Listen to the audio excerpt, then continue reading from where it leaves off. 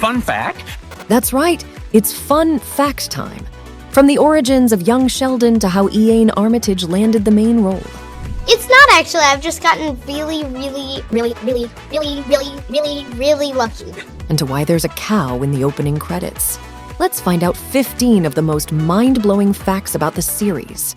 As you know, The Big Bang Theory ended because of Jim Parsons. The actor decided that he'd had enough of playing Sheldon for 12 years, but at the same time, he wasn't against expanding the show's universe. And it was actually Jim who suggested the idea of a series about Sheldon's school and college years. We already have a treasure trove of backstories and things we've referred to. It didn't take studio executives long to chime in and start working on the scripts. Less than a year later, we saw the first season of Young Sheldon. To link the two TV shows together, Jim became a narrator. But in fact, the prequel had a major difference from The Big Bang. Most sitcoms use laugh tracks as they film in front of a live audience. I knew I should have given my Pope the jetpack. But Young Sheldon became one of the few exceptions. Co-creator Chuck Lorre said that it's because they decided to use a single camera format. To the writer, it seemed to be more intimate and suitable for a show with little kids. It was the first time he'd used this format, so it was challenging for Laurie, especially since he couldn't test the jokes with the live audience as he usually did. But the show turned out great, not least because it had such an amazing cast. Iain was only 8 when he landed the role of Sheldon. And since he had to play a young genius, the audition wasn't easy. The boy had to learn a 3-page monologue, which even included a William Shatner impression. It took Iain a few days to memorize and record it.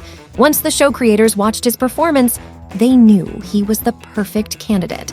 Armitage was the first kid who instantly made them laugh. Next, he had to come in for a screen test, and the role was his.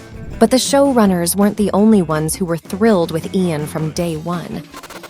When they began filming the prequel, Jim couldn't stop gushing over the young actor. He even said that it was mind-blowing to watch Iain's performance, and Jim also called him an inspiration because of how he handled the filming process. He's got such a cheery disposition about every aspect of the business. He's a kid, he'll get over it, but for now... And the young Sheldon actor also admires his friend. And he is incredible, and he is awesome, and I love him so much. It's cool that Jim and Iain hit it off immediately. Thankfully, the rest of the Coopers did too. Young Raegan carried her toy everywhere, including to interviews. It used to be her great-grandmother's, who collected antique stuffed animals. Raegan asked for that particular toy when she was 3, but her granny said that she was still too young. She received it as a gift 2 years later, named it Snowflake, and never parted with it.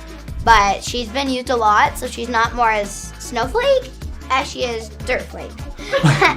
But I still love her so much. I sleep with her all night, every night.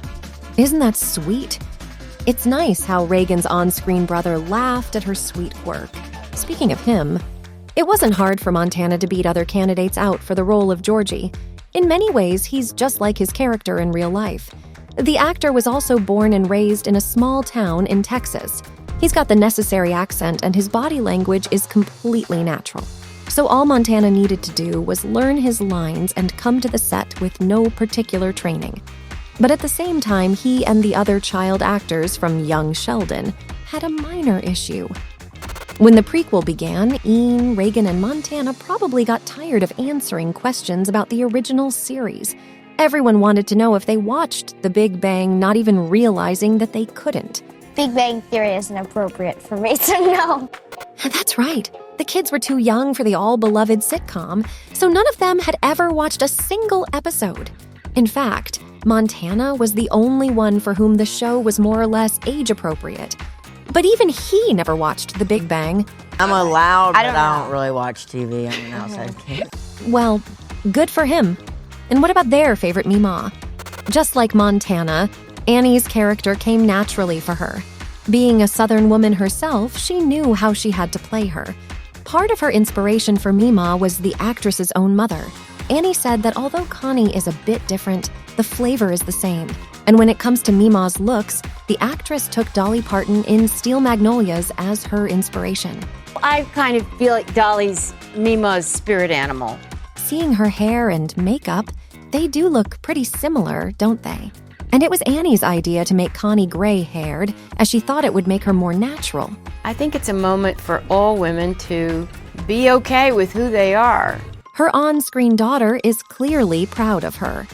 You might have thought that Mary Cooper on Young Sheldon looks and sounds very similar to Mary Cooper in The Big Bang Theory. She actually does, and it's not only due to perfect casting.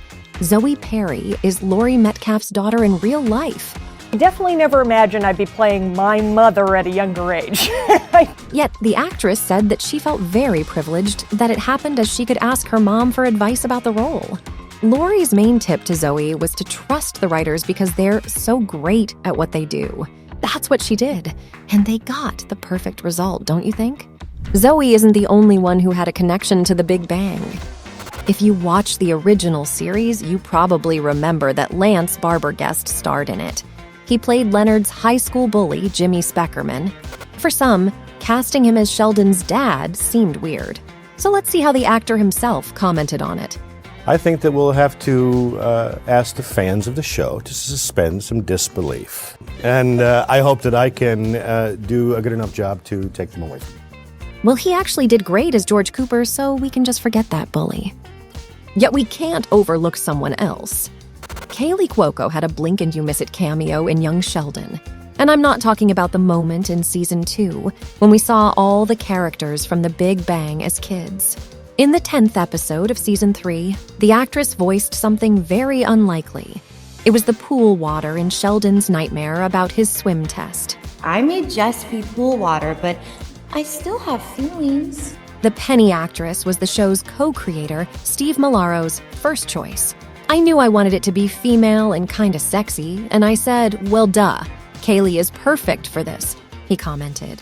He was right, and there was another Easter egg. In Season 4 of Young Sheldon, we heard the voice of Mayim Bialik when Sheldon revealed his son's name. Be happy I let you name him Leonard. Okay. It was a funny reference to the original show, but it almost didn't happen. Originally, Amy's phrase wasn't in the series, but when Malero was going through the script during the pandemic, he thought of adding it. Needless to say, Mayim immediately agreed to the cute cameo. In fact, pretty much everyone from The Big Bang is up to making a comeback if necessary. There were quite a few guest stars from the original show who've also appeared in the prequel. For example, if you thought that the music teacher Miss Fenley looked familiar, you were right. The actress behind her, Melissa Tang, previously appeared on The Big Bang as marine biologist Mandy Chow. Another memorable mention is Verney Watson, who played Nurse Althea on the original show and Nurse Robinson in the spin-off.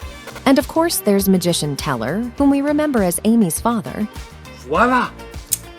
He also appeared in the prequel series as part of the dermatological duo Acne and Pus.